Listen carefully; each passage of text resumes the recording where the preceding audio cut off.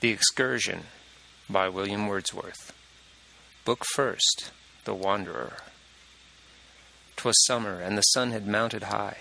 Southward the landscape indistinctly glared through a pale steam, but all the northern downs, in clearest air ascending, showed far off a surface dappled o'er with shadows flung from brooding clouds, shadows that lay in spots determined and unmoved, with steady beams of bright and pleasant sunshine interposed.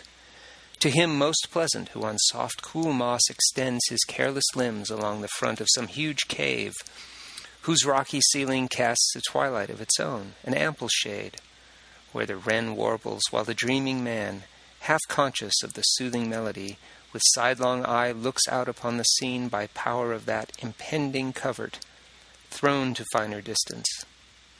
Mine was at that hour far other lot, yet with good hope that soon under a shade as grateful I should find rest and be welcomed there to livelier joy. Across a bare, wide common I was toiling with languid steps that by the slippery turf were baffled, nor could my weak arm disperse the host of insects gathering round my face, and ever with me as I paced along. Upon that open moorland stood a grove, the wished-for port to which my course was bound. Thither I came, and there, amid the gloom spread by a brotherhood of lofty elms, appeared a roofless hut, 4 naked walls that stared upon each other. I looked round, and to my wish and to my hope espied the friend I sought, a man of reverend age, but stout and hale for travel unimpaired. There was he seen upon the cottage bench, recumbent in the shade as if asleep. An iron-pointed staff lay at his side. Him had I marked the day before, alone and stationed in the public way, with face turned toward the sun then setting, while that staff afforded to the figure of the man, detained for contemplation or repose, graceful support. His countenance as he stood was hidden from my view, and he remained unrecognized. But stricken by the sight, with slackened footsteps I advanced, and soon a glad congratulation we exchanged at such unthought-of meeting. For the night we parted, nothing willingly, and now he by appointment waited for me here under the covert of these clustering elms.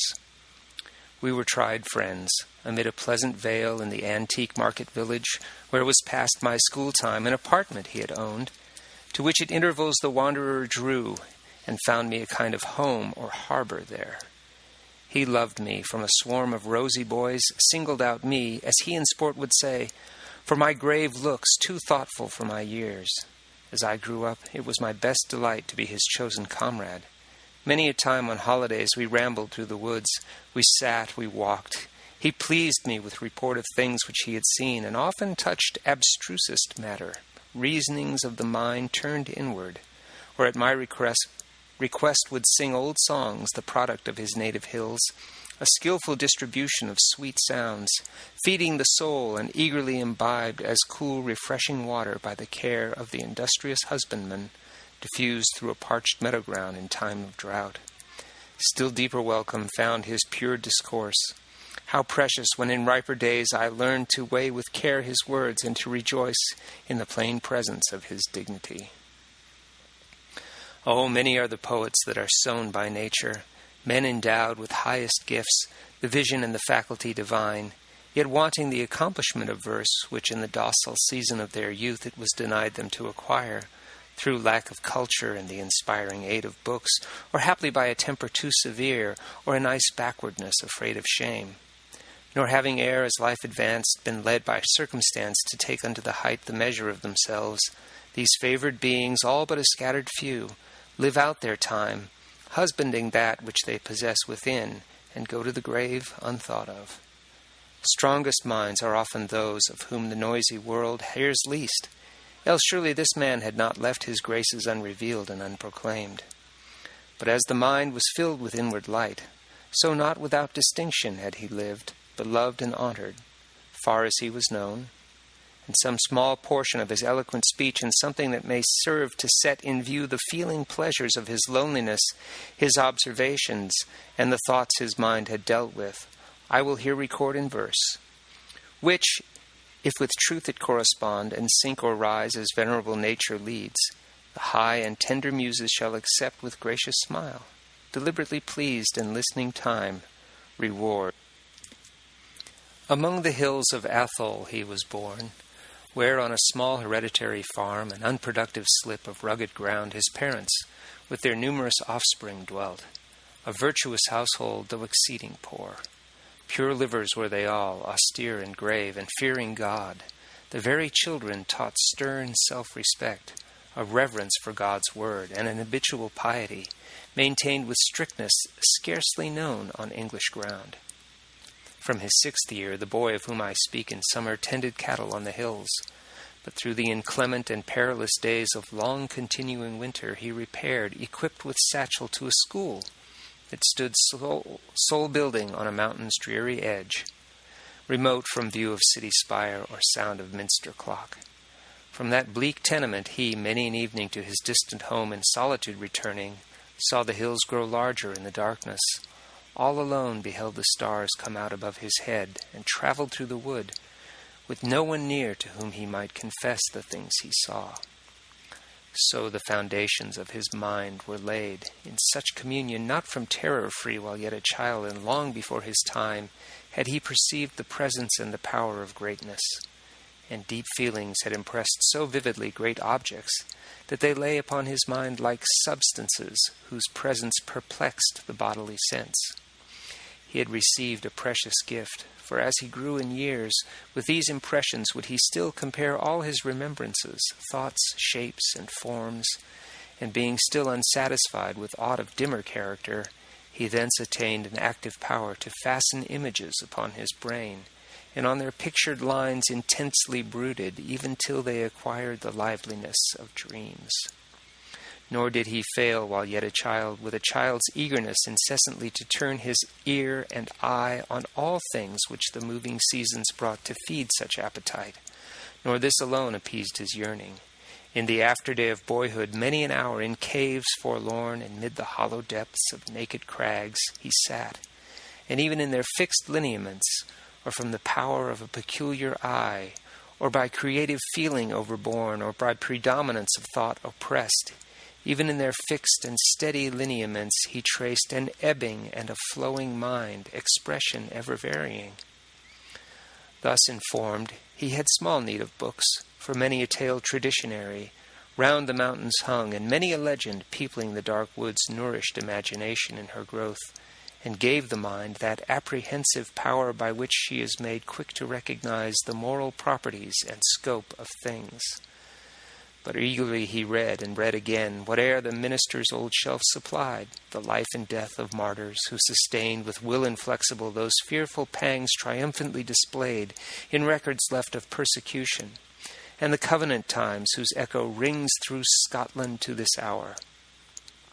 And there, by lucky hap, had been preserved a straggling volume, torn and incomplete, that left half-told the preternatural tale, romance of giants, chronicle of fiends, profuse in garniture of wooden cuts strange and uncouth, dire faces, figures dire, sharp-kneed, sharp-elbowed, and lean-ankled too, with long and ghostly shanks, forms which once seen could never be forgotten.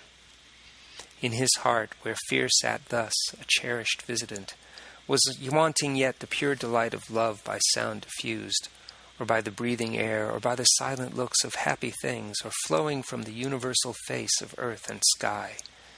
But he had felt the power of nature, and already was prepared by his intense conceptions to receive deeply the lesson deep of love, which he, whom nature, by whatever means, has taught to feel intensely, cannot but receive. Such was the boy, but for the growing youth, what soul was his when, from the naked top of some bold headland, he beheld the sun rise up and bathe the world in light? He looked, ocean and earth, the solid frame of earth and ocean's liquid mass, in gladness lay beneath him. Far and wide the clouds were touched, and in their silent faces could he read unutterable love. Sound needed none, nor any voice of joy. His spirit drank the spectacle. Sensation, soul, and form all melted into him. They swallowed up his animal being. In them did he live, and by them did he live. They were his life. In such access of mind, in such high hour of visitation from the living God, thought was not. In enjoyment it expired. No thanks he breathed, he proffered no request. Wrapped into still communion that transcends the imperfect offices of prayer and praise, his mind was a thanksgiving to the power that made him. It was blessedness and love. Was his existence oftentimes possessed. Oh, then how beautiful, how bright appeared the written promise. Early had he learned to reverence the volume that displays the mystery, the life which cannot die. But in the mountains did he feel his faith. All things responsive to the writing there breathed immortality, revolving life, and greatness still revolving, infinite. Their littleness was not. The least of things seemed infinite. And there his spirit shaped her prospects, nor did he believe, he saw.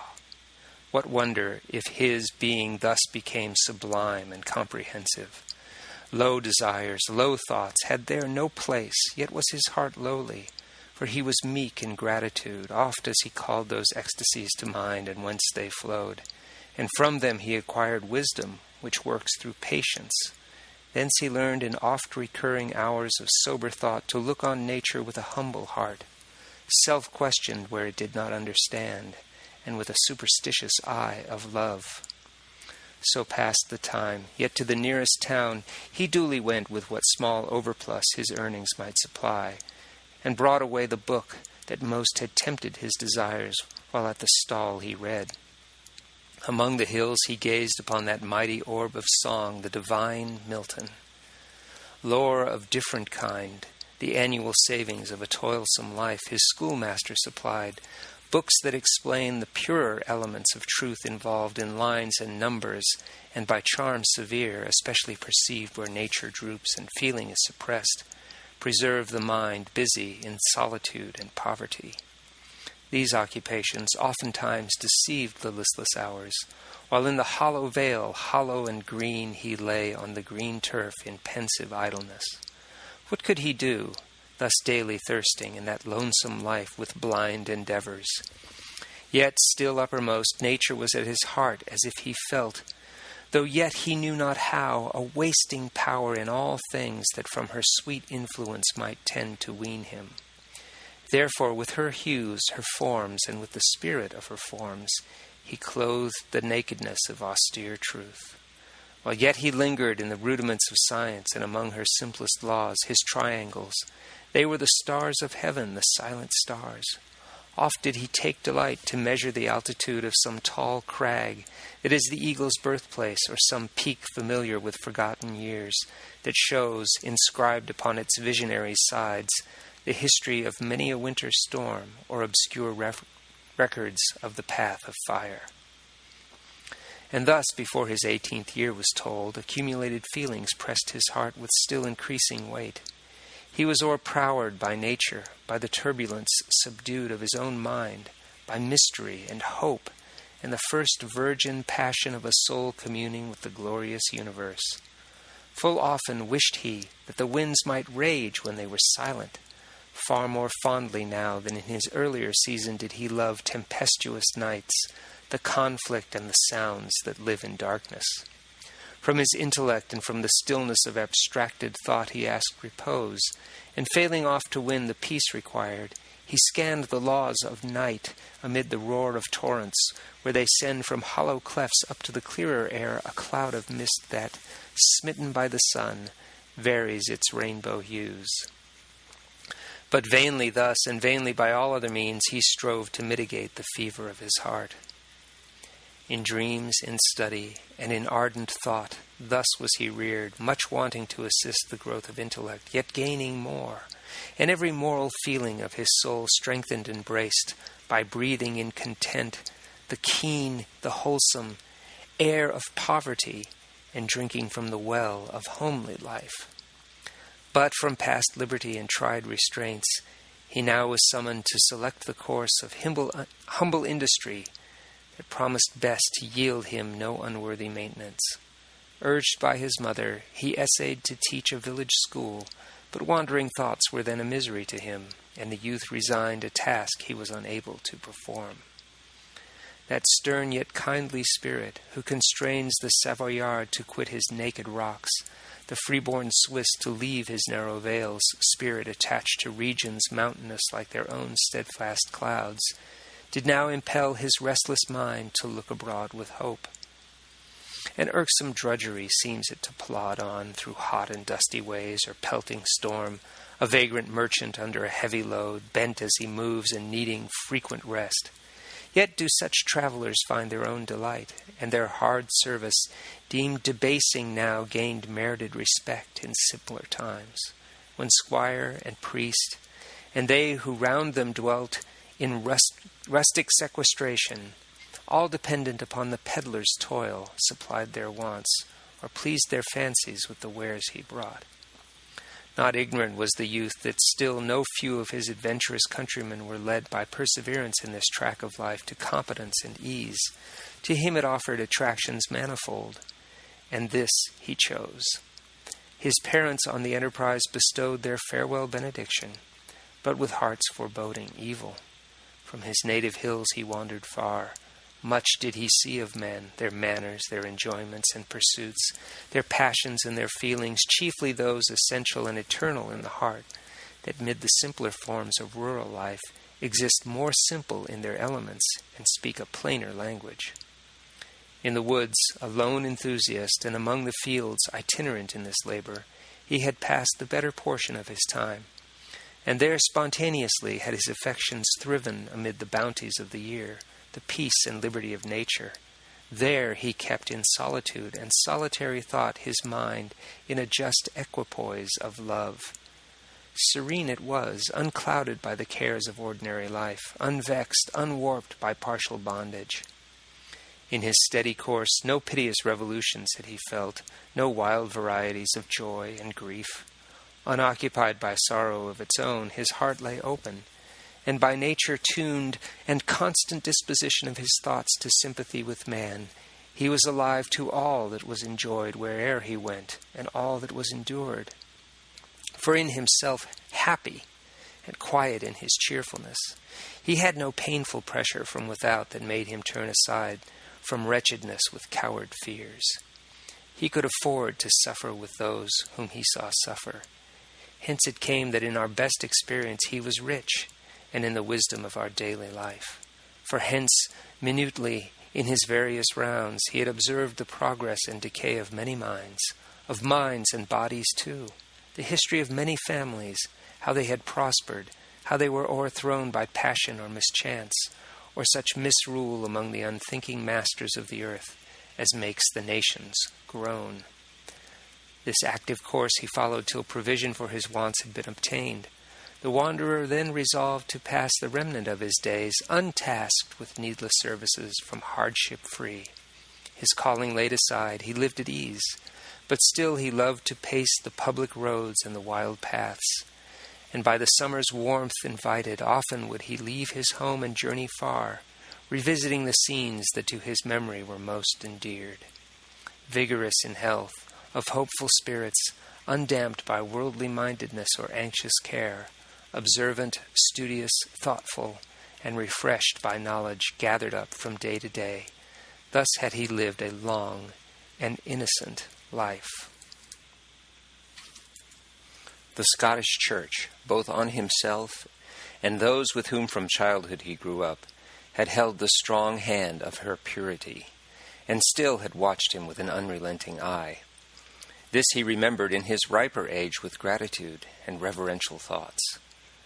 But by the native vigor of his mind, by his habitual wanderings out of doors, by loneliness and goodness and kind works, whate'er in docile childhood or in youth he had imbibed of fear or darker thought, was melted all away. So true was this, that sometimes his religion seemed to me self-taught, as of a dreamer in the woods, who to the model of his own pure heart shaped his belief, as grace divine inspired, and human reason dictated with awe. And surely never did there live on earth a man of kindlier nature. The rough sports and teasing ways of children vexed him not. Indulgent listener was he to the tongue of garrulous age, nor did the sick man's tale, to his fraternal sympathy addressed, obtain reluctant hearing. plain his garb, such as might suit a rustic sire, prepared for Sabbath duties. Yet he was a man whom no one could have passed without remark. Active and nervous was his gait, his limbs and his whole figure breathed intelligence. Time had compressed the freshness of his cheek into a narrower circle of deep red, but had not tamed his eye. That underbrow's shaggy and gray had meanings which it brought from years of youth, which, like a being made of many beings, he had a wondrous skill to blend with knowledge of the years to come, human or such as lie beyond the grave. So he was framed, and such his course of life, who now, with no appendage but a staff, the prized memorial of relinquished toils, upon that cottage bench reposed his limbs, screened from the sun. Supine the wanderer lay, his eyes as if in drowsiness half shut, the shadows of the breezy elms above dappling his face. He had not heard the sound of my approaching steps, and in a shade unnoticed did I stand some minutes' space. At length I hailed him, seeing that his hat was moist with water drops, as if the brim had newly scooped a running stream. He rose, and ere our lively greeting into peace had settled, "'Tis," said I, "a burning day. My lips are parched with thirst, but you, it seems, have found somewhere sweet relief." He, at the word, pointing towards a sweetbriar, bade me climb the fence where that aspiring shrub looked out upon the public way. It was a plot of garden ground run wild, its matted weeds marked with the steps of those whom, as they passed, the gooseberry trees that shot in long, lank slips or currants, hanging from their leafless stems in scanty strings, had tempted to o'erleap the broken wall. I looked around, and there, where two tall hedgerows of thick alder boughs joined in a cold, damp nook, espied a well shrouded with willow flowers and plumy fern. My thirst I slaked, and from the cheerless spot withdrawing, straightway to the shade returned, where sat the old man on the cottage bench.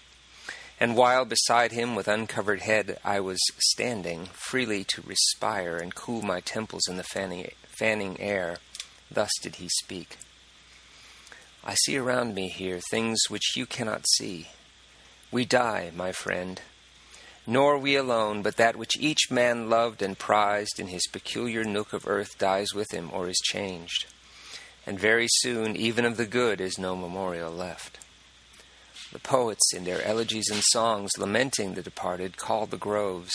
They call upon the hills and streams to mourn and senseless rocks, nor idly. For they speak in these their invocations with a voice obedient to the strong creative power of human passion. Sympathies there are, more tranquil, yet perhaps of kindred birth, that steal upon the meditative mind and grow with thought. Beside yon spring I stood, and eyed its waters till we seemed to feel one sadness, they and I.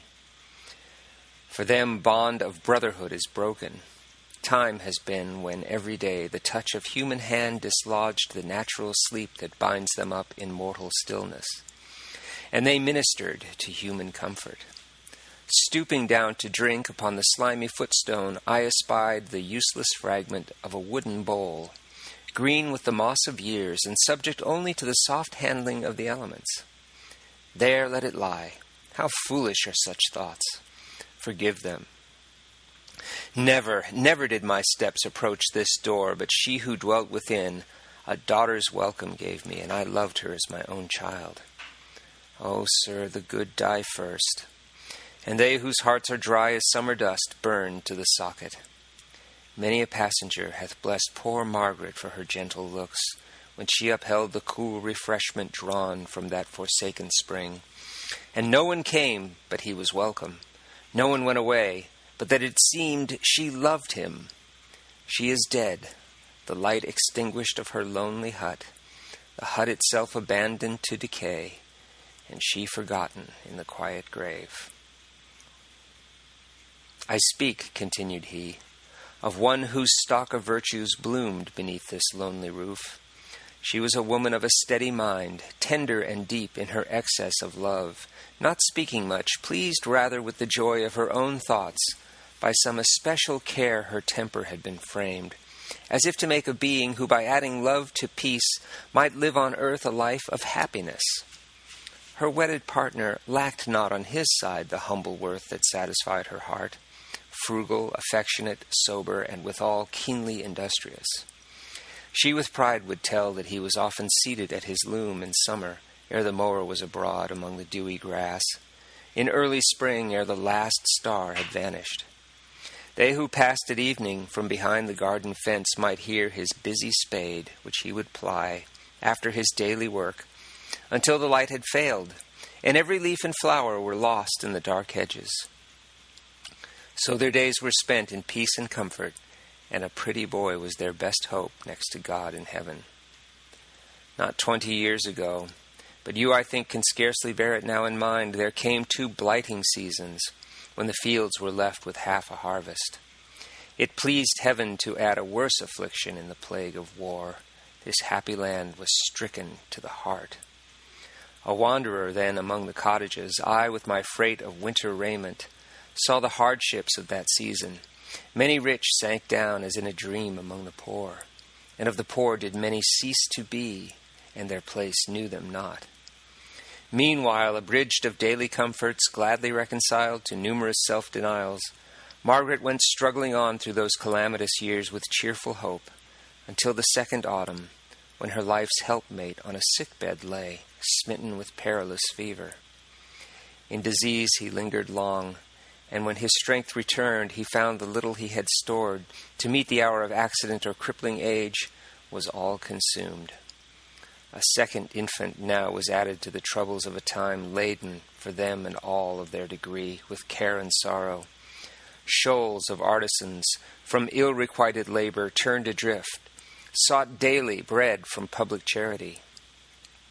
They and their wives and children, happier far could they have lived as do the little birds that peck along the hedgerows, or the kite that makes her dwelling on the mountain rocks.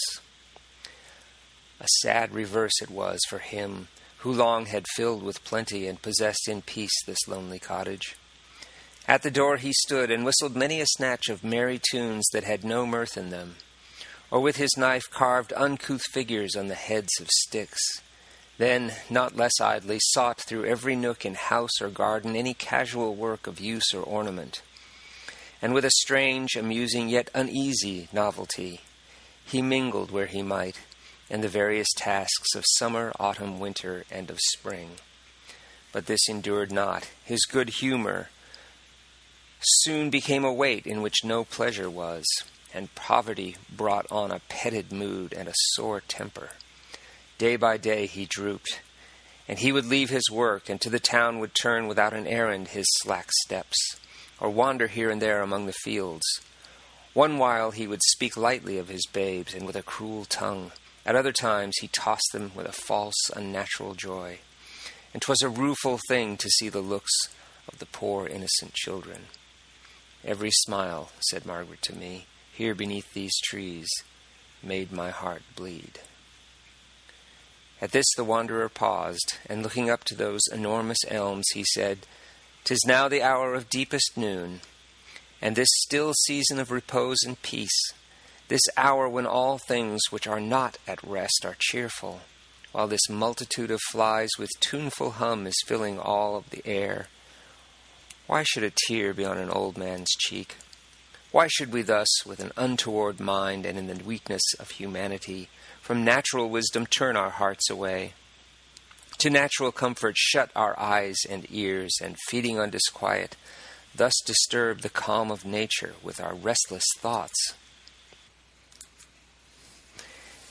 He spake with somewhat of a solemn tone, but when he ended, there was in his face such easy cheerfulness, a look so mild, that for a little time it stole away all recollection, and that simple tale passed from my mind like a forgotten sound. A while on trivial things we held discourse, to me soon tasteless. In my own despite, I thought of that poor woman as of one whom I had known and loved. He had rehearsed her homely tale with such familiar power, with such an active countenance, and I so busy that the things of which he spake seemed present, and, attention now relaxed, a heartfelt chillness crept along my veins. I rose, and having left the breezy shade, stood drinking comfort from the warmer sun that had not cheered me long. Ere looking round upon that tranquil ruin, I returned, and begged of the old man that for my sake he would resume his story. He replied, "It were a wantonness, and would demand severe reproof, if we were men whose hearts could hold vain dalliance with the misery even of the dead, contented thence to draw a momentary pleasure, never marked by reason, barren of all future good. But we have known that there is often found in mournful thoughts, and always might be found, a power to virtue friendly. Were it not so, I am a dreamer among men, indeed an idle dreamer. 'Tis a common tale, an ordinary sorrow of man's life, a tale of silent suffering, hardly clothed in bodily form. But without further bidding I will proceed. While thus it fared with them, to whom this cottage till those hapless years had been a blessed home, it was my chance to travel in a country far remote. And when these lofty elms once more appeared, what pleasant expectations lured me on o'er the flat common. With quick step I reached the threshold, and lifted with light hand the latch. But when I entered, Margaret looked at me a little while, then turned her head away speechless, and sitting down upon a chair, wept bitterly. I wist not what to do, nor how to speak to her. Poor wretch! At last she rose from off her seat, and then, "Oh, sir, I cannot tell," how she pronounced my name, with fervent love, and with a face of grief unutterably helpless, and a look that seemed to cling upon me as she inquired if I had seen her husband. As she spake, a strange surprise and fear came to my heart, nor had I power to answer ere she told that he had disappeared not 2 months gone. He left his house.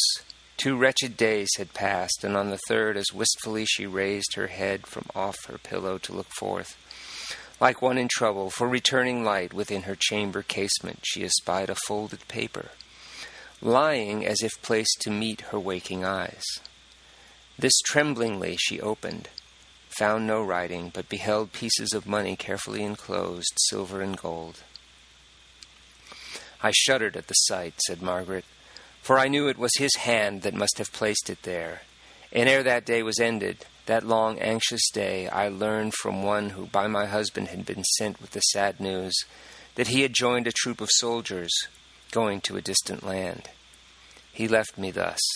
He could not gather heart to take a farewell of me, for he feared that I should follow with my babes and sink beneath the misery of that wandering life." This tale did Margaret tell with many tears, and when she ended I had little power to give her comfort, and was glad to take such words of hope from her own mouth as served to cheer us both. But long we had not talked ere we built up a pile of better thoughts, and with a brighter eye she looked around as if she had been shedding tears of joy. We parted. 'Twas the time of early spring. I left her busy with her garden tools, and well remember o'er that fence she looked, and while I paced along the footway path, called out, and sent a blessing after me with tender cheerfulness, and with a voice that seemed the very sound of happy thoughts. I roved o'er many a hill and many a dale with my accustomed load, in heat and cold, through many a wood and many an open ground, in sunshine and in shade, in wet and fair, drooping or blithe of heart as might befall. My best companions now the driving winds, and the trotting brooks and whispering trees, and now the music of my own sad steps, and with many a short-lived thought that passed between and disappeared. I journeyed back this way when in the warmth of midsummer the wheat was yellow, and the soft and bladed grass, springing afresh, had o'er the hayfields spread its tender verdure. At the door I arrived. I found that she was absent. In the shade where we now sit, I waited her return. Her cottage, then a cheerful object, wore its customary look. Only it seemed the honeysuckle crowding round the porch hung down in heavier tufts, and that bright weed, the yellow stone crop, suffered to take root along the window's edge, profusely grew, blinding the lower panes. I turned aside and strolled into her garden. It appeared to lag behind the season and had lost its pride of neatness. Daisy flowers and thrift had broken their trim border lines, and straggled o'er paths they used to deck. Carnations, once prized for surpassing beauty, and no less for the peculiar gains they had required, declined their languid heads, wanting support. The cumbrous bindweed, with its wreaths and bells, had twined about her 2 small rows of peas and dragged them to the earth. Ere this an hour was wasted. Back I turned to my restless steps. A stranger passed, and guessing whom I sought, he said that she was used to ramble far. The sun was sinking in the west, and now I sat with sad impatience. From within, her solitary infant cried aloud. Then, like a blast that dies away self-stilled, the voice was silent. From the bench I rose, but neither could divert nor soothe my thoughts. The spot, though fair, was very desolate. The longer I remained, the more desolate, and looking round me, now I first observed the cornerstones on either side of the porch, with dull red stains discoloured, and stuck o'er with tufts and hairs of wool, as if the sheep that fed upon the common thither came familiarly, and found a couching place even at her threshold. Deeper shadows fell from these tall elms. The cottage clock struck 8. I turned and saw her distant a few steps. Her face was pale and thin. Her figure, too, was changed. As she unlocked the door, she said, "It grieves me you have waited here so long. But in good truth I've wandered much of late, and sometimes, to my shame I speak, have need of my best prayers to bring me back again." While on the board she spread our evening meal. She told me, interrupting not the work which gave employment to her listless hands, that she had parted with her elder child to a kind master on a distant farm, now happily apprenticed. "I perceive you look at me, and you have cause. Today I have been traveling far, and many days about the fields I wander, knowing this only, that what I seek I cannot find. And so I waste my time, for I am changed. And to myself," said she, "have done much wrong, and to this helpless infant. I have slept weeping, and weeping have I waked. My tears have flowed as if my body were not such as others are, and I could never die. But I am now in mind and in my heart more easy, and I hope," said she, "that God will give me patience to endure the things which I behold at home. It would have grieved your very soul to see her. Sir, I feel the story linger in my heart. I fear 'tis long and tedious, but my spirit clings to that poor woman. So familiarly do I perceive her manner and her look and presence, and so deeply do I feel her goodness, that not seldom in my walks a momentary trance comes over me, and to myself I seem to muse on one by sorrow laid asleep or borne away, a human being destined to awake to human life, or something very near to human life, when he shall come again, for whom she suffered. Yes, it would have grieved your very soul to see her. Evermore her eyelids drooped, her eyes downward were cast, and when she at her table gave me food, she did not look at me. Her voice was low, her body was subdued. In every act pertaining to her house affairs appeared the careless stillness of a thinking mind self-occupied, to which all outward things are like an idle matter. Still she sighed, but yet no motion of the breast was seen, no heaving of the heart. While by the fire we sat together, sighs came on my ear. I knew not how, and hardly whence they came. Ere my departure, to her care I gave for her son's use some tokens of regard, which with a look of welcome she received. And I exhorted her to place her trust in God's good love, and seek his help by prayer. I took my staff, and when I kissed her babe, the tears stood in her eyes. I left her then with the best hope and comfort I could give. She thanked me for my wish, but for my hope, it seemed, she did not thank me. I returned and took my rounds along this road again, when on its sunny bank the primrose flower peeped forth to give an earnest of the spring. I found her sad and drooping. She had learned the tidings of her husband. If he lived, she knew not that he lived. If he were dead, she knew not he was dead. She seemed the same in person and appearance, but her house bespake a sleepy hand of negligence. The floor was neither dry nor neat, the hearth was comfortless, and her small lot of books, which in the cottage window heretofore had been piled up against the corner panes in seemly order, now with straggling leaves lay scattered here and there, open or shut, as if they had chanced to fall. Her infant babe had from his mother caught the trick of grief and sighed among its playthings. I withdrew, and once again entering the garden, saw more plainly still that poverty and grief were now come nearer to her. Weeds defaced the hardened soil, and knots of withered grass. No ridges there appeared of clear black mold, no winter greenness. Of her herbs and flowers it seemed the better part was gnawed away or trampled into earth. A chain of straw, which had been twined about the slender stem of a young apple tree, lay at its root. The bark was nibbled round by truant sheep. Margaret stood near, her infant in her arms, and noting that my eye was on the tree, she said, "I fear it will be dead and gone ere Robert come again."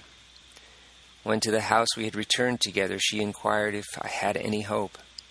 But for her babe and for her little orphan boy, she said she had no wish to live, that she must die of sorrow.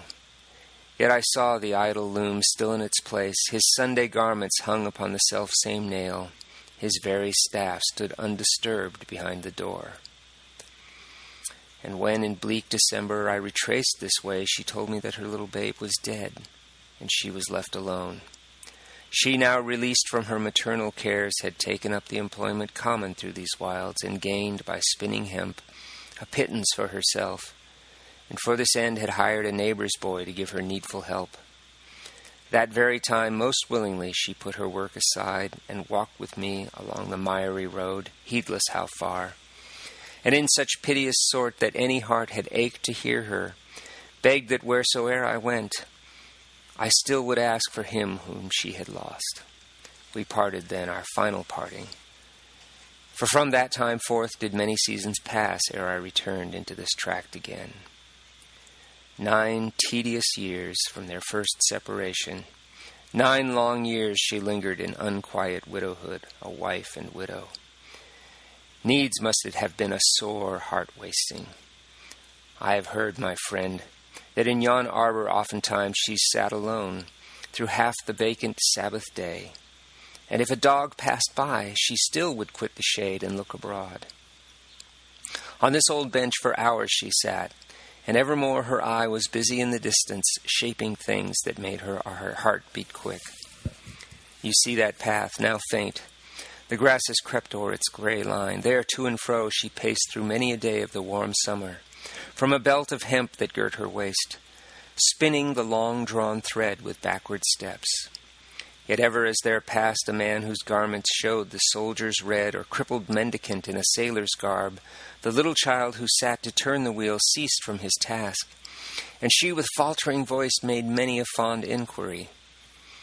And when they whose presence gave no comfort were gone by, her heart was still more sad. And by yon gate that bars the traveller's road she often stood, and when a stranger horseman came, the latch would lift, and in his face looked wistfully, most happy if from aught discovered there of tender feeling she might dare repeat the same sad question. Meanwhile her poor hut sank to decay, for he was gone whose hand at the first nipping of October frost closed up each chink, and with fresh bands of straw checkered the green-grown thatch. And so she lived through the long winter, reckless and alone, until her house by frost and thaw and rain was sapped. And while she slept, the nightly damps did chill her breast, and in the stormy day her tattered clothes were ruffled by the wind, even at the side of her own fire. Yet still she loved this wretched spot, nor would for worlds have parted hence. And still that length of road and this rude bench one torturing hope endeared, fast rooted at her heart. And here, my friend, in sickness she remained, and here she died, last human tenant of these ruined walls. The old man ceased. He saw that I was moved. From that low bench, rising instinctively, I turned aside in weakness, nor had power to thank him for the tale which he had told. I stood and, leaning o'er the garden wall, reviewed that woman's sufferings. And it seemed to comfort me, while with a brother's love I blessed her in the impotence of grief. Then towards the cottage I returned, and traced fondly, though with an interest more mild, that secret spirit of humanity which mid the calm, oblivious tendencies of nature, mid her plants and weeds and flowers and silent overgrowings, still survived. The old man, noting this, resumed and said, "My friend, enough to sorrow you have given. The purposes of wisdom ask no more. No more would she have craved as due to one who, in her worst distress, had ofttimes felt the unbounded might of prayer, and learned with soul fixed on the cross that consolation springs from sources deeper far than deepest pain for the meek sufferer. Why then should we read the forms of things with an unworthy eye? She sleeps in the calm earth, and peace is here.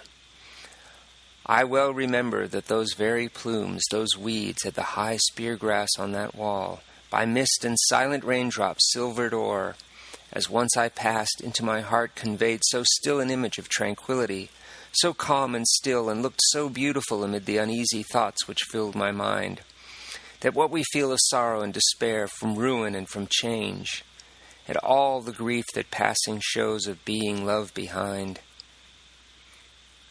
appeared an idle dream that could maintain nowhere dominion o'er the enlightened spirit whose meditative sympathies repose upon the breast of faith.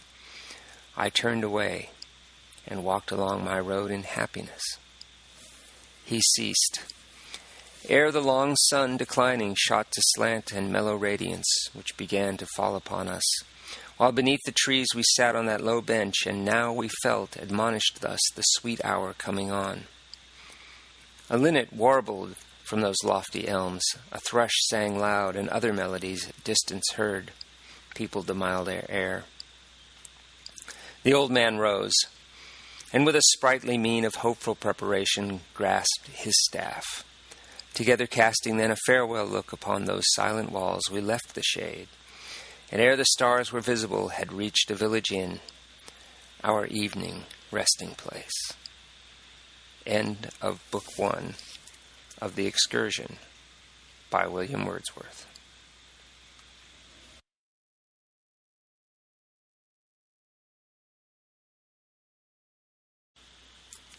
The Excursion by William Wordsworth, Book 2. In days of yore, how fortunately fared the minstrel, wandering on from hall to hall, baronial court or royal, cheered with gifts munificent and love and ladies' praise, now meeting on his road an armed knight, now resting with a pilgrim by the side of a clear brook, beneath an abbey's roof one evening sumptuously lodged, the next humbly in a religious hospital, or with some merry outlaws of the wood, or haply shrouded in a hermit's cell. Him sleeping or awake the robber spared. He walked, protected from the sword of war by virtue of that sacred instrument, his harp, suspended at the traveller's side, his dear companion wheresoe'er he went, opening from land to land an easy way by melody and by the charm of verse. Yet not the noblest of that honoured race drew happier, loftier, more impassioned thoughts from his long journeyings and eventful life than this obscure itinerant had skill to gather, ranging through the tamer ground of these our unimaginative days, both while he trod the earth in humblest guise, accoutred with his burthen and his staff, and now, when free to move with lighter pace. What wonder, then, if I, whose favourite school hath been the fields, the roads, and rural lanes, looked on this guide with reverential love. Each with the other pleased, we now pursued our journey under favourable skies. Turn wheresoe'er we would, he was a light unfailing. Not a hamlet could we pass, rarely a house, that did not yield to him remembrances, or from his tongue call forth some way-beguiling tale. Nor less regard accompanied those strains of apt discourse which nature's various objects might inspire, and in the silence of his face I read his overflowing spirit. Birds and beasts, and the mute fish that glances in the stream, and harmless reptile coiling in the sun, and gorgeous insect hovering in the air, the foul domestic and the household dog, in his capacious mind he loved them all. Their rights acknowledging, he felt for all. Oft was occasion given to me to perceive how the calm pleasures of the pasturing herd to happy contemplation soothed his walk, how the poor brute's condition, forced to run its course of suffering in the public road, sad contrast, all too often smote his heart with unavailing pity. Rich in love and sweet humanity he was, himself to the degree that he desired, beloved. Smiles of goodwill from faces that he knew greeted us all day long. We took our seats by many a cottage hearth, where he received the welcome of an inmate from afar, and I at once forgot I was a stranger. Nor was he loath to enter ragged huts where his charity was blessed, his voice heard as the voice of an experienced friend, and sometimes where the poor man held dispute with his own mind, unable to subdue impatience through inaptness to perceive general distress in his particular lot, or cherishing resentment, or in vain struggling against it, a soul perplexed, and finding in herself no steady power to draw the line of comfort that divides calamity, the chastisement of heaven, from the injustice of our brother men. To him appeal was made as to a judge, who with an understanding heart allayed the perturbation, listened to the plea, resolved the dubious point, and sentence gave so grounded, so applied, that it was heard with softened spirit, even when it condemned. Such intercourse I witnessed while we roved, now as his choice directed, now as mine, or both with equal readiness of will, our course submitting to the changeful breeze of accident.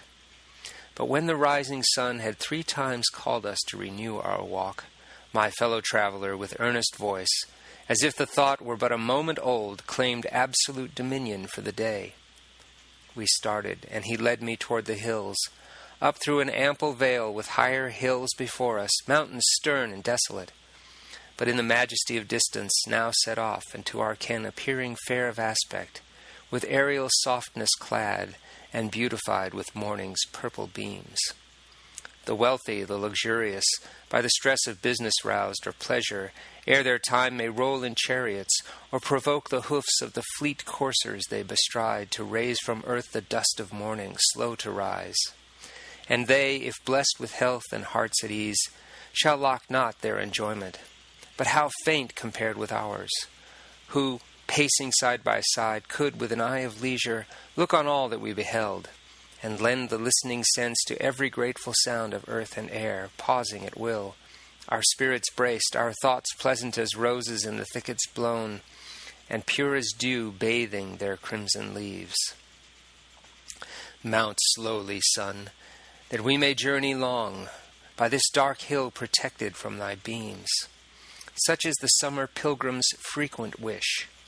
But quickly from among our morning thoughts 'twas chased away, for toward the western side of the broad vale, casting a casual glance, we saw a throng of people, wherefore met.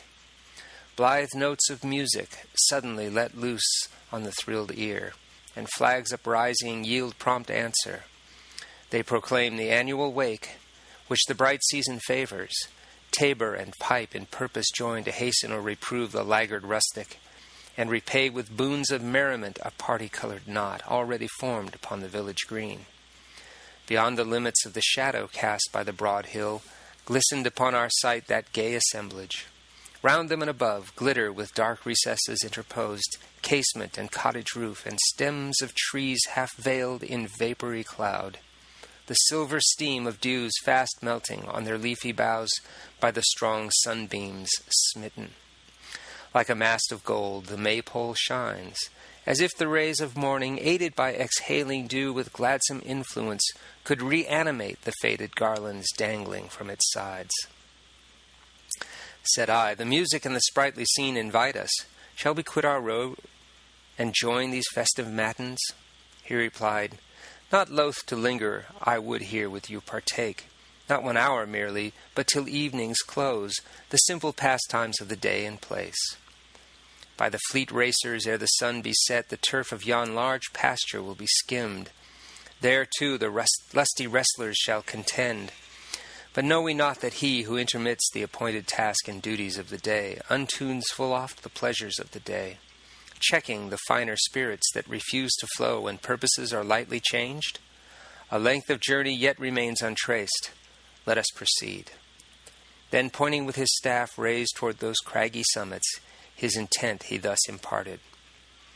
In a spot that lies among yon mountain fastnesses concealed, you will receive before the hour of noon good recompense, I hope, for this day's toil. From sight of one who lives secluded there, lonesome and lost, of whom and whose past life, not to forestall such knowledge as may be more faithfully collected from himself, this brief communication shall suffice. Though now sojourning there, he, like myself, sprang from a stock of lowly parentage among the wilds of Scotland, in a tract where many a sheltered and well-tended plant bears, on the humblest ground of social life, blossoms of piety and innocence.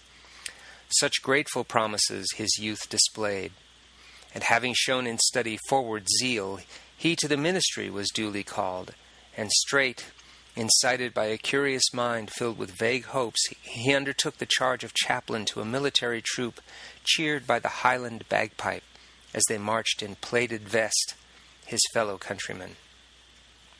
This office filling, yet by native power and force of native inclination made an intellectual ruler in the haunts of social vanity, he walked the world, gay, and affecting graceful gaiety, lax, buoyant, less a pastor with his flock than a soldier among soldiers, lived and roamed where fortune led, and fortune, who oft proves the careless wanderer's friend, to him made known a blooming lady, a conspicuous flower, admired for beauty, for her sweetness praised, whom he had sensibility to love, ambition to attempt, and skill to win.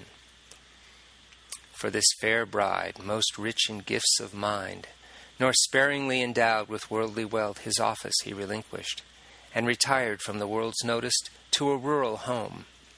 Youth's season yet with him was scarcely past, and she was in youth's prime. How free their love, how full their joy, till, pitiable doom, in the short course of one undreaded year, death blasted all. Death suddenly o'erthrew two lovely children, all that they possessed. The mother followed, miserably bare the one survivor stood. He wept, he prayed for his dismissal day and night, compelled to hold communion with the grave, and face with pain the regions of eternity. An uncomplaining apathy displaced this anguish, and indifferent to delight, to aim and purpose, he consumed his days, to private interest dead and public care. So lived he, so he might have died. But now, to the wide world's astonishment, appeared a glorious opening, the unlooked-for dawn, that promised everlasting joy to France. Her voice of social transport reached even him. He broke from his contracted bounds, repaired to the great city, an emporium then of golden expectations, and receiving freights every day from a new world of hope. Thither his popular talents he transferred, and from the pulpit zealously maintained the cause of Christ and civil liberty as one, and moving to one glorious end, intoxicating service. I might say a happy service, for he was sincere as vanity and fondness for applause and new and shapeless wishes would allow. That righteous cause, such power hath freedom bound. For one hostility in friendly league, ethereal natures and the worst of slaves, was served by rival advocates that came from regions opposite as heaven and hell. One courage seemed to animate them all, and from the dazzling conquests they daily gained by their united efforts, there arose a proud and most presumptuous confidence in the transcendent wisdom of the age and her discernment, not alone in rights, and in the origin and bounds of powers social and temporal, but in laws divine, deduced by reason or to faith revealed. An overweening trust was raised, and fear cast out, alike of person and of thing. Plague from this union spread, whose subtle bane the strongest did not easily escape, and he, what wonder, took a mortal taint. How shall I trace the change? How bear to tell that he broke faith with them whom he had laid in earth's dark chambers with a Christian's hope? An infidel contempt of holy writ stole by degrees upon his mind, and hence life, like that Roman Janus double-faced, vilest hypocrisy, the laughing, gay hypocrisy, not leagued with fear, but pride. Smooth words he had to wheedle simple souls, but for disciples of the inner school, old freedom was old servitude. And they, the wisest, whose opinions stooped the least to known restraints, and who most boldly drew hopeful prognostications from a creed that, in light of false philosophy, spread like a halo round a misty moon, widening its circle as the storms advance. His sacred function was at length renounced, and every day and every place enjoyed the unshackled layman's natural liberty. Speech, manners, morals, all without disguise. I do not wish to wrong him, though the course of private life licentiously displayed unhallowed actions, planted like a crown upon the insolent, aspiring brow of spurious notions, worn as open signs of prejudice subdued. Still he retained, mid much abasement, what he had received from nature, an intense and glowing mind. Wherefore, when humble liberty grew weak and mortal sickness on her face appeared, he colored objects to his own desire as with a lover's passion. Yet his moods of pain were keen as those of better men, nay, keener as his fortitude was less.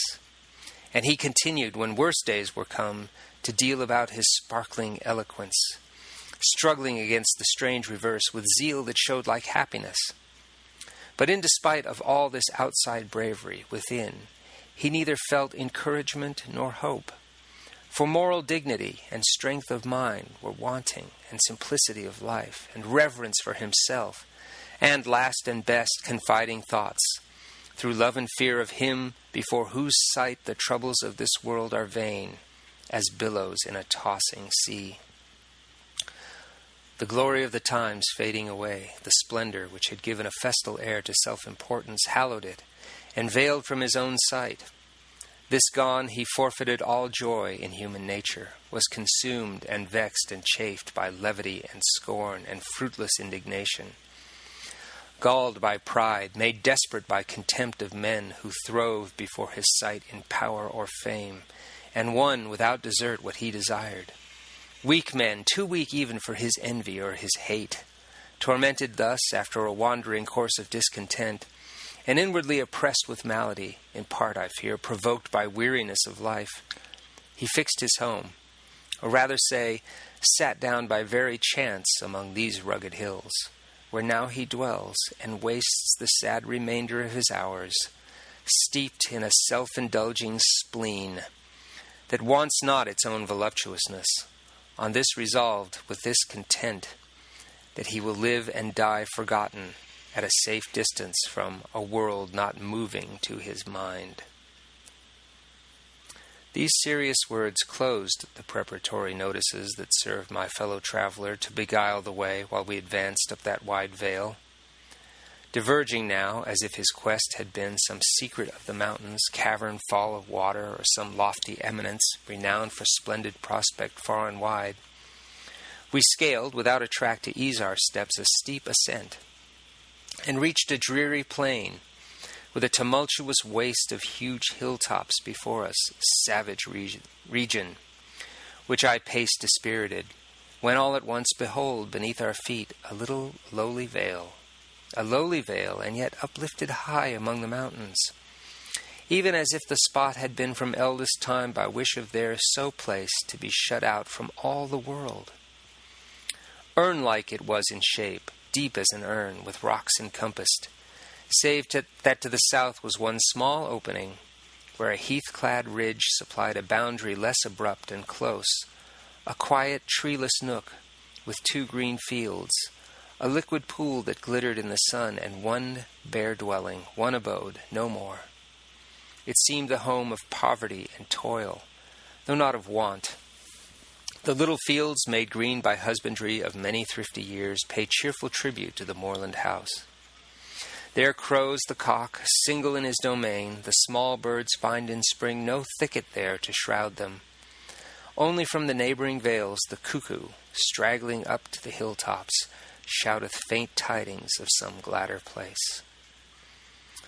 Ah, what a sweet recess, thought I, is here. Instantly throwing down my limbs at ease upon a bed of heath, Full many a spot of hidden beauty have I chanced to espy among the mountains, never one like this, so lonesome and so perfectly secure. Not melancholy, no, for it is green and bright and fertile, furnished in itself with the few needful things that life requires. In rugged arms, how softly does it lie, how tenderly protected. Far and near we have an image of the pristine earth, the planet in its nakedness. Were this man's only dwelling, soul-appointed seat, first, last, and single in the breathing world, it could not be more quiet. Peace is here or nowhere. Days unruffled by the gale of public news or private, years that pass forgetfully, uncalled upon to pay the common penalties of mortal life, sickness or accident, or grief or pain. Of these and kindred thoughts intent, I lay in silence, musing by my comrade's side, he also silent, when from out the heart of that profound abyss a solemn voice, or several voices in one solemn sound, was heard ascending, mournful, deep, and slow the cadence, as of psalms, a funeral dirge. We listened, looking down upon the hut, but seeing no one. Meanwhile, from below the strain continued, spiritual as before, and now distinctly could I recognize these words: "Shall in the grave thy love be known, in death thy faithfulness?" "God rest his soul," said the old man, abruptly breaking silence. "He is departed, and finds peace at last." This scarcely spoken, and those holy strains not ceasing, forth appeared in view a band of rustic persons, from behind the hut bearing a coffin in the midst, with which they shaped their course along the sloping side of that small valley, singing as they moved. A sober company and few, the men bareheaded and all decently attired. Some steps when they had thus advanced, the dirge ended, and from the stillness that ensued, recovering to my friend, I said, "You spake, methought, with apprehension that these rites are paid to him upon whose shy retreat this day we propose to intrude." "I did so, but let us hence, that we may learn the truth. Perhaps it is not he, but someone else for whom this pious service is performed, some other tenant of the solitude." So to a steep and difficult descent trusting ourselves, we wound from crag to crag, where passage could be won. And as the last of the mute train, behind the healthy top of that off-sloping outlet disappeared, I, more impatient in my downward course, had landed upon easy ground, and there stood waiting for my comrade, when behold an object that enticed my steps aside. A narrow, winding entry opened out into a platform that lay sheepfold-wise enclosed between an upright mass of rock and one old moss-grown wall, a cool recess and fanciful, for where the rock and wall met in an angle hung a penthouse, framed by thrusting two rude staves into the wall and overlaying them with mountain sods, to weather-fend a little turf-built seat whereon a full-grown man might rest, nor dread the burning sunshine or a transient shower, but the whole plainly wrought by children's hands, whose skill had thronged the floor with a proud show of baby-houses curiously arranged, nor wanting ornament of walks between, with mimic trees inserted in the turf and gardens interposed. Pleased with the sight, I could not choose but beckon to my guide, who, entering, round him threw a careless glance, impatient to pass on, when I exclaimed, "Lo, what is here?" and stooping down, drew forth a book, that in the midst of stones and moss and wreck of party-colored earthenware, aptly disposed, had lent its help to raise one of those petty structures. "His it must be," exclaimed the wanderer, "cannot be but his." And he is gone. The book, which in my hand had opened of itself, for it was swollen with searching damp, and seemingly had lain to the injurious elements exposed from week to week, I found to be a work in the French tongue, a novel of Voltaire, his famous optimist. "Unhappy man," exclaimed my friend. "Here then has been to him retreat within retreat, a sheltering place within how deep a shelter. He had fits even to the last of genuine tenderness, and loved the haunts of children. Here, no doubt, pleasing and pleased, he shared their simple sports, or sat companionless. And here the book, left and forgotten in his careless way, must by the cottage children have been found. Heaven bless them in their inconsiderate work. To what odd purpose have the darlings turned this sad memorial of their hapless friend? Me, said I, most doth it surprise to find such book in such a place. A book it is, he answered, to the person suited well, a little suited to surrounding things. 'Tis strange, I grant, and stranger still had been to see the man who owned it dwelling here with one poor shepherd far from all the world. Now, if our errand hath been thrown away, as from these intimations I forebode, grieved shall I be, less for my sake than yours, and least of all for him who is no more. By this the book was in the old man's hand, and he continued, glancing on the leaves and eye of scorn. The lover, said he, doomed to love when hope hath failed him, whom no depth of privacy is deep enough to hide, hath yet his bracelet or his lock of hair, and that is joy to him. When change of times hath summoned kings to scaffold, do but give the faithful servant who must hide his head henceforth in whatsoever nook he may, a kerchief sprinkled with his master's blood, and he too hath his comforter. How poor, beyond all poverty, how destitute must that man have been left who, hither driven, flying or seeking, could yet bring with him no dearer relic and no better stay than this dull product of a scoffer's pen, impure conceits discharging from a heart hardened by impious pride. I did not fear to tax you with this journey, mildly said my venerable friend, as forth we stepped into the presence of the cheerful light, for I have knowledge that you do not shrink from moving spectacles. But let us on. So speaking, on he went. And at the word I followed, till he made a sudden stand, for full in view, approaching through a gate that opened from the enclosure of green fields into the rough, uncultivated ground, behold the man whom he had fancied dead. I knew from his deportment, mien, and dress that it could be no other. A pale face, a meagre person, tall, and in a garb not rustic, dull and faded like himself. He saw us not, though distant but few steps, for he was busy dealing from a store upon a broadleaf carried choicest strings of red ripe currants, gift by which he strove with intermixture of endearing words to soothe a child who walked beside him, weeping as if disconsolate. They to the grave are bearing him, my little one, he said, to the dark pit, but he will feel no pain.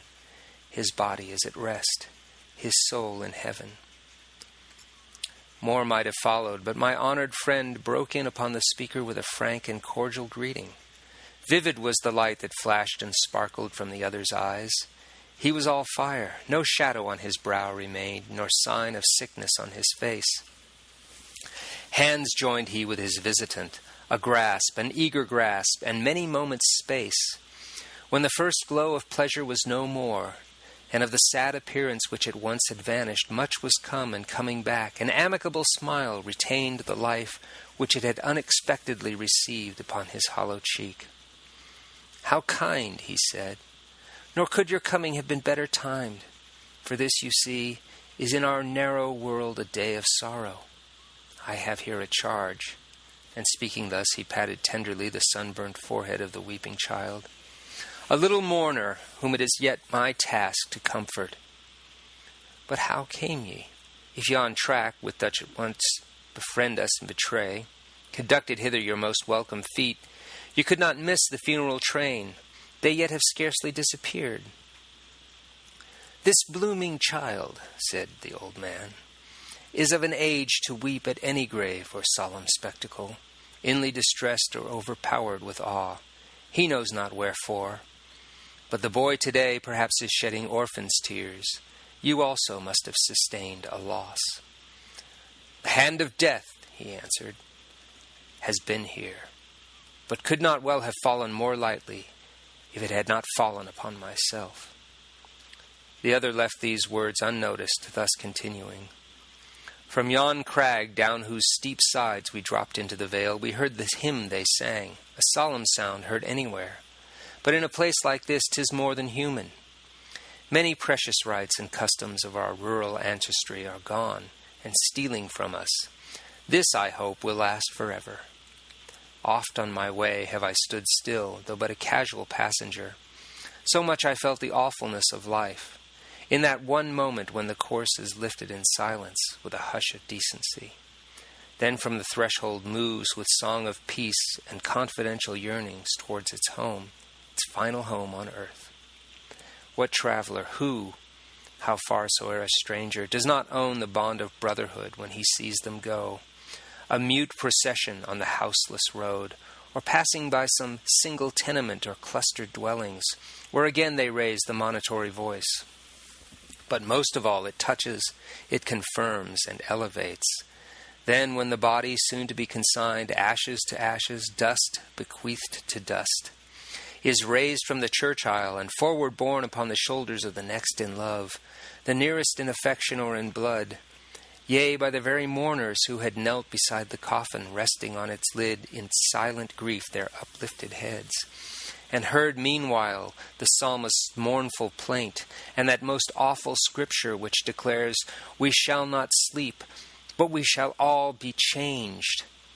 Have I not seen, ye likewise may have seen, son, husband, brothers side by side, and son and father also side by side, rise from that posture, and in concert move, on the green turf following the vested priest, 4 dear supporters of one senseless weight from which they do not shrink, and under which they faint not, but advance towards the open grave step after step.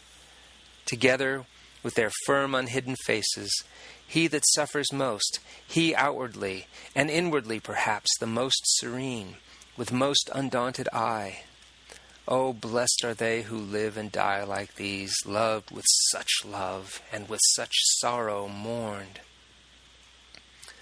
"That poor man taken hence today," replied the solitary, with a faint sarcastic smile which did not please me, "must be deemed, I fear, of the unblessed, for he will surely sink into his mother earth without such pomp of grief, depart without occasion given by him for such a ray of fortitude. Full 70 winters hath he lived, and mark, this simple child will mourn this one short hour, and I shall miss him scanty tribute. Yet this wanting, he would leave the sight of men if love were his sole claim upon their care, like a ripe date which in the desert falls without a hand to gather it." At this I interposed, though loath to speak, and said, "Can it be thus among so small a band as ye must needs be here? In such a place I would not willingly, methinks, lose sight of a departing cloud." "'Twas not for love," answered the sick man with a careless voice, "that I came hither. Neither have I found among associates who have power of speech, nor in other such converse as is here, temptation so prevailing as to change that mood or undermine my first resolve." Then, speaking in like careless sort, he said to my benign companion, "Pity 'tis that fortune did not guide you to this house a few days earlier. Then you would have seen what stuff the dwellers in a solitude that seems by nature hollowed out to be the seat and bosom of pure innocence are made of. An ungracious matter this, which for truth's sake, yet in remembrance too of past discussions with this zealous friend and advocate of humble life, I now will force upon his notice, undeterred by the example of his own pure course, and that respect and deference which a soul may fairly claim, by niggard age, enriched in what she most doth value, love of God and his frail creature man. But ye shall hear. I talk, and ye are standing in the sun without refreshment." Quickly had he spoken, and with light steps still quicker than his words led toward the cottage. Homely was the spot, and to my feeling ere we reached the door, had almost a forbidding nakedness. Less fair, I grant, even painfully less fair than it appeared when from the beetling rock we had looked down upon it. All within, as left by the departed company, was silent, save the solitary clock that on mine ear ticked with a mournful sound.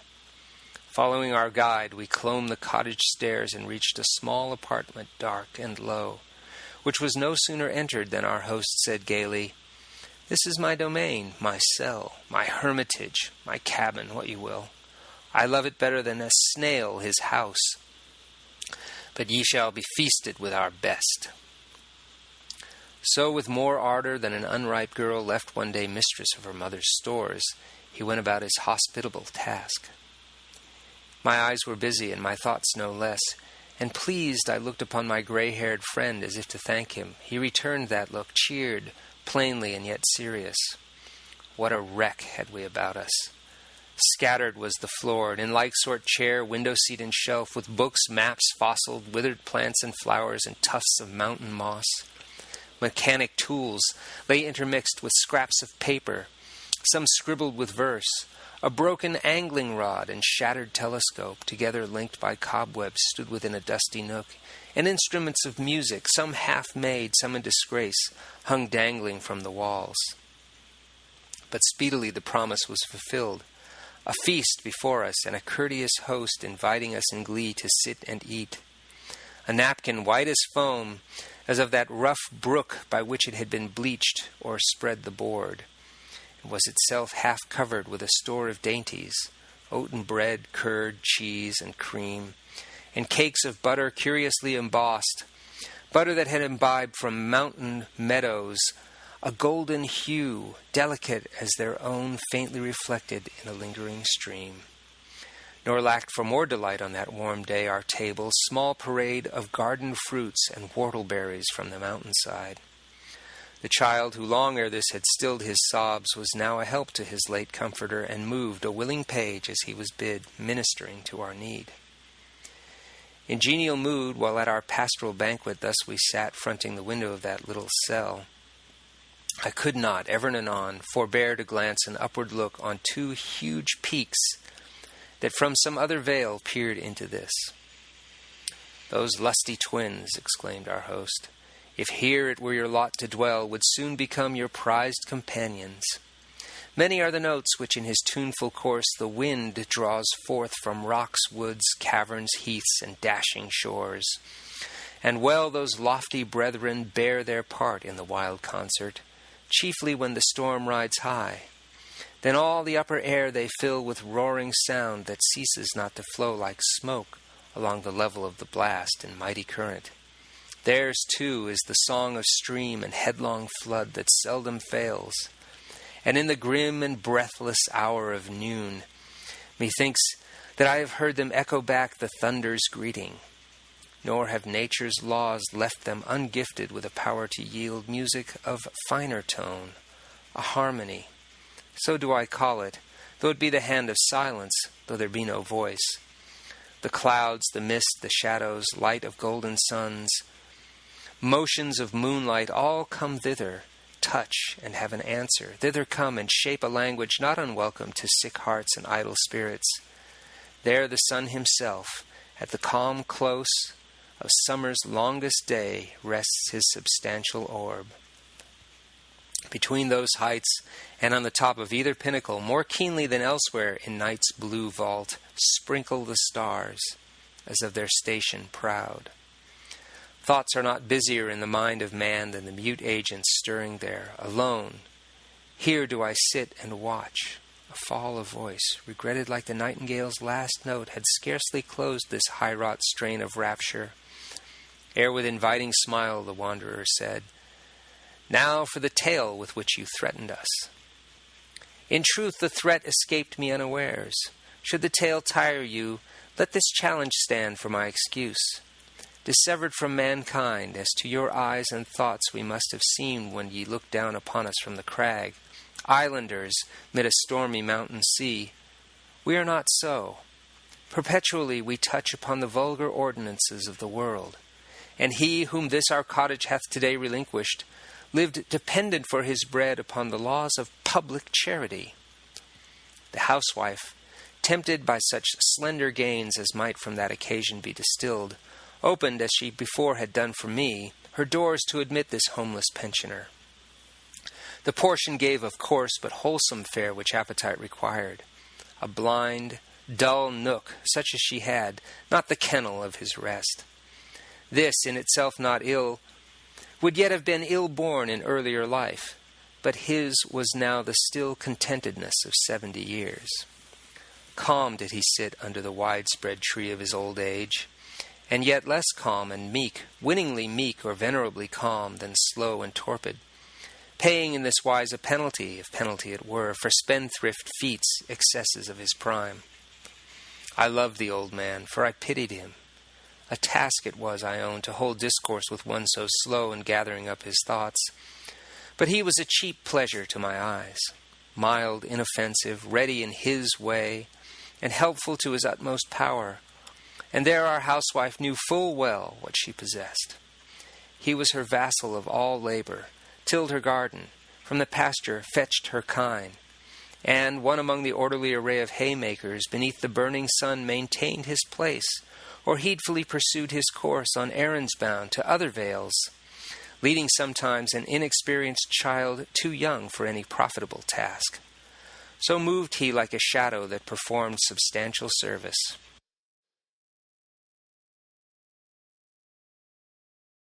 The moon her monthly round hath not completed since our dame, the queen of this one cottage in this lonely dale, into my little sanctuary rushed, voice to a rueful treble humanized, and features in deplorable dismay. I treat the matter lightly, but alas, it is most serious. Persevering rain had fallen in torrents, and all the mountain tops were hidden, and black vapors coursed their sides. This had I seen and saw, but till she spake, was wholly ignorant that my ancient friend, who at her bidding early and alone had clomb aloft to delve the moorland turf for winter fuel, to his noontide meal returned not, and now, haply, on the heights lay at the mercy of this raging storm. Inhuman, said I, was an old man's life, not worth the trouble of a thought? Alas, this notice comes too late. With joy I saw her husband enter from a distant vale. We sallied forth together, found the tools which the neglected veteran had dropped, but through all quarters looked for him in vain. We shouted, but no answer. Darkness fell without remission of the blast or shower, and fears for our own safety drove us home. I, who weep little did, I will confess, the moment I was seated here alone, honor my little cell with some few tears which anger and resentment could not dry. All the night the storm endured, and soon as help had been collected from the neighboring vale, with morning we renewed our quest.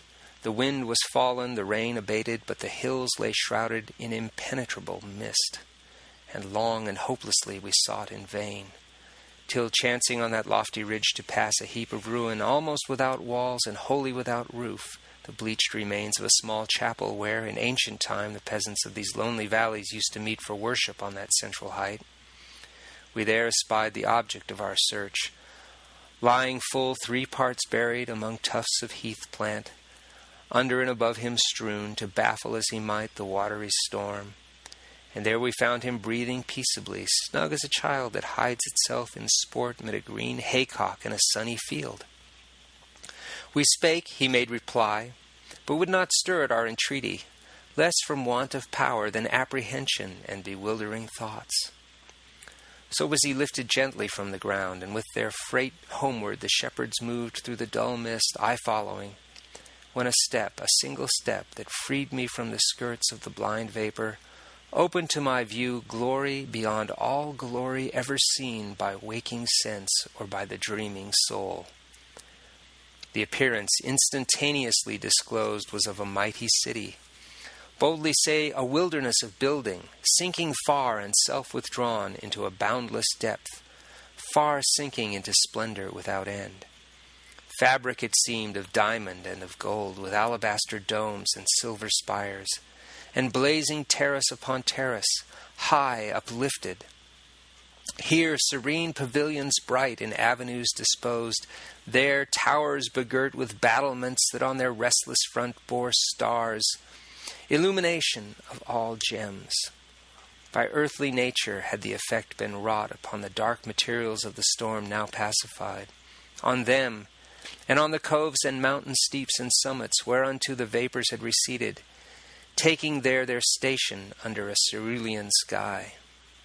Oh, 'twas an unimaginable sight, Clouds, mists, streams, watery rocks, and emerald turf, clouds of all tincture, rocks and sapphire sky, confused, commingled, mutually inflamed, molten together, and composing thus, each lost in each, that marvelous array of temple, palace, citadel, and huge fantastic pomp of structure without name, in fleecy folds voluminous and wrapped. Right in the midst, where interspace appeared of open court, an object like a throne under a shining canopy of state stood fixed, and fixed resemblances were seen to implements of ordinary size, but vast in size, in substance glorified, such as by Hebrew prophets were beheld in vision, forms uncouth of mightiest power for admiration and mysterious awe. This little vale, a dwelling place of man, lay low beneath my feet. 'Twas visible, I saw not, but I felt that it was there. That which I saw was the revealed abode of spirits in beatitude. My heart swelled in my breast. I have been dead, I cried, and now I live. Oh, wherefore do I live? And with that pang I prayed to be no more. But I forget our charge, as utterly I then forgot him. There I stood and gazed. The apparition faded not away, and I descended. Having reached the house, I found its rescued inmate safely lodged, and in serene possession of himself beside a fire whose genial warmth seemed met by a faint shining from the heart, a gleam of comfort spread over his pallid face. Great show of joy the housewife made, and truly was glad to find her conscience set at ease, and not less glad, for sake of her good name, that the poor sufferer had escaped with life. But though he seemed at first to have received no harm, and uncomplaining as before went through his usual tasks, a silent change soon showed itself. He lingered 3 short weeks, and from the cottage hath been born today. So ends my dolorous tale, and glad I am that it is ended. At these words he turned, and with blithe air of open fellowship, brought from the cupboard wine and stouter cheer, like one who would be merry. Seeing this, my grey-haired friend said courteously, Nay, nay, you have regaled us as a hermit ought. Now let us forth into the sun. Our host rose, though reluctantly, and forth we went. End of Book 2 of The Excursion by William Wordsworth.